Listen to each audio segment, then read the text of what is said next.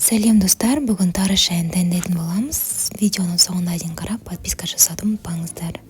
Тары шайын дайындамас бұрын ең алдымен тарыны жуып, тазалап, жақсылап қуырып аламыз.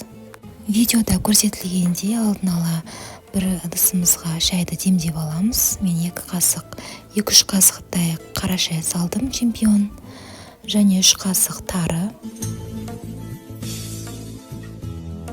Қайнап тұрған ыстық сүтті құямыз. Қайнап тұрған суды құйып, бетін жауып, 3-4 минутке қоямыз. Науат немесе қант қосуларыңызға болады, мен науат қостым. Дәл видеодағындай тағы мен сүт құйдым. Бұл 2 чайникті біз қонақтарға алып баратын чайниктеріміз. Видеоның соңына дейін қарағандарыңызға рахмет. Сіздерден маған тіркелуіңізді сұраймын. Сау болыңыздар.